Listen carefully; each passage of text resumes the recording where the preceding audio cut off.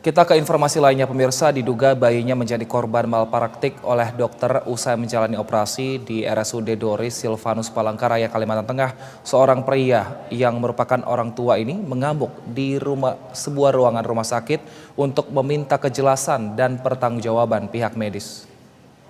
Itu anakku, anak manusia. Dia dilindungi undang-undang. Jangan seenaknya. Anak saya pasca operasi apa?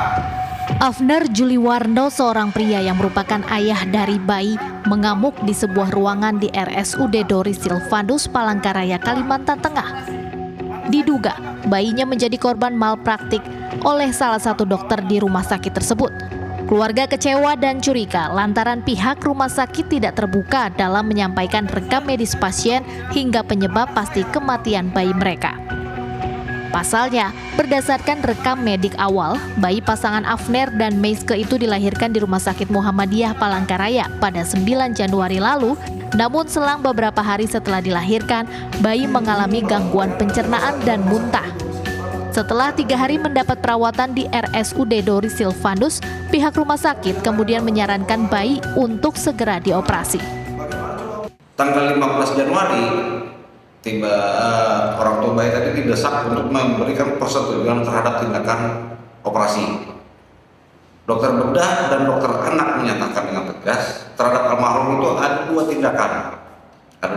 Tapi tindakan pertama dan tindakan kedua harus berselang 3-6 bulan. Karena keterangan dokter tadi, si almarhum tadi masih berusia 6 hari waktu itu. Nah, singkat cerita tanggal 16 Januari dilakukanlah tindakan yang dimaksud tadi. Si orang itu tidak sadar, tidak mengerti, dan tidak diberikan penjelasan waktu operasi tadi. Ternyata dua tindakan yang dijelaskan di awal tadi diambil sekaligus. Artinya pembuatan lubang pada dinding perut, stoma, dan pemotongan usus. Usai operasi dilakukan, ternyata kondisi korban menurun hingga akhirnya korban meninggal dunia. Lantaran tidak ada penjelasan memuaskan dari pihak rumah sakit, keluarga korban melaporkan RSUD Doris Silvanus ke polisi atas dugaan malpraktik. Andre Faisal, BTV, Palangkaraya, Kalimantan Tengah. Untuk mengetahui lebih lengkapnya, kita sudah terhubung dengan kuasa hukum korban, Roy Sidabutar. Selamat sore Pak Roy, mengenai kasus ini apakah sudah ada tanggapan dari pihak kepolisian mengenai laporan ini Pak? Selamat sore, Mas Wilson. Sampai hari ini polisi sudah masih penyelidikan dan sudah memeriksa lebih dari 20 orang saksi, baik itu dari pihak rumah sakit Doris walaupun dari rumah sakit Muhammadiyah. Kalau untuk dari saksi sendiri, apakah juga Bapak sudah mengetahui informasinya seperti apa keterangan yang disampaikan Pak? Kami kurang bisa menjangkau sampai ke situ. Ya, jadi tapi terakhir itu pihak penyidik menyatakan bahwa mungkin akan memeriksa saksi ahli dari luar Kalteng. Sampai hari ini belum ada perkembangan. Kalau dari pihak rumah sakit sendiri, apakah sudah bertemu dengan keluarga korban dan apakah sudah ada penjelasan mengenai penyebab sang bayi ini meninggal dunia Pak? Jadi ya terima kasih Mas. Jadi ini yang perlu saya jelaskan biar publik juga tahu. Sampai detik ini dari mulai meninggalnya almarhum, itu pihak rumah sakit itu tidak pernah menjelaskan dengan detail kenapa almarhum meninggal. Nah ini membuat jadinya keluarga almarhum ini jadi merasa bertanya-tanya. Jadi perlu saya tegaskan lagi seperti narasi yang disampaikan awal tadi.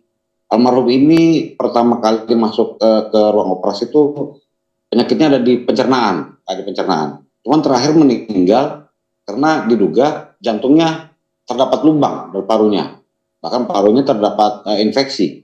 Makanya waktu itu dari awal dulu sebenarnya orang tua almarhum ini pengen dapat penjelasan secara saintifik kenapa putranya sampai seperti itu. Tapi sampai detik ini tidak ada penjelasan yang detail atau rinci dari pihak rumah sakit. Demikian Mas Susan.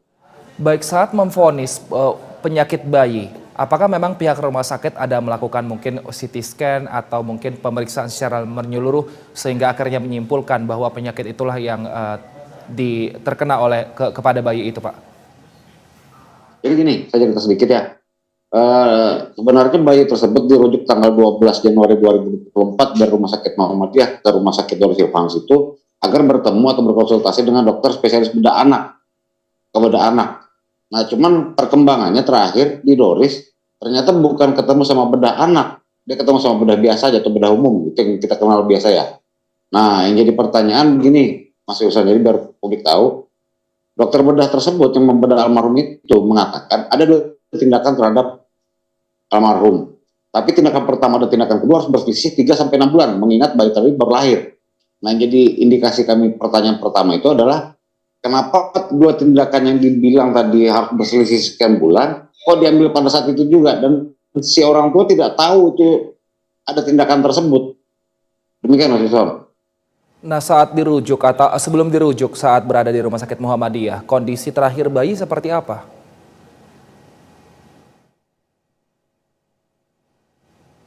Pak Roy, apakah masih bisa mendengar suara kami, Pak? Ya, dengar. Iya. Sebelum dirujuk, Pak, ke rumah sakit yang terakhir, kondisi bayi seperti apa, Pak? Dari rekam medik ya, saya membacanya dari rekam medik, kita bicaranya kan dari data Mas Yuson.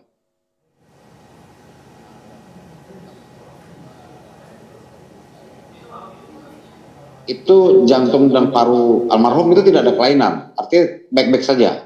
Yang ada kelainan itu di bagian pencernaan. Jadi almarhum itu ada muntah-muntah dan sedikit kembung. Makanya waktu itu tujuannya rujuk adalah untuk ketemu dokter spesialis bedah anak. Itu Harrison. Baik, terakhir Pak, harapan keluarga dalam kasus ini seperti apa? Apakah cukup hanya penjelasan dari pihak rumah sakit atau mungkin pihak keluarga ada berharap ada tersangka atas kasus ini?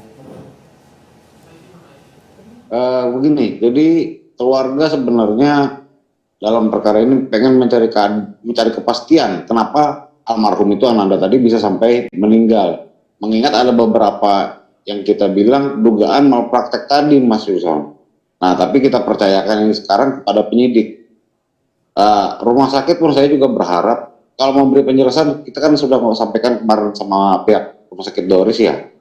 Artinya kedokteran ini kan saintifik Mas Yuson. Harusnya mereka bisa menjelaskan secara saintifik juga kenapa apa yang terjadi pada almarhum dan kenapa itu bisa terjadi. Gitu Mas Yuson. Baik, kita nantikan seperti apa jalannya kasus ini. Terima kasih Pak Roy Sidabutar, kuasa hukum korban sudah bergabung bersama kami di Berita Satu Sore. Sehat selalu Pak.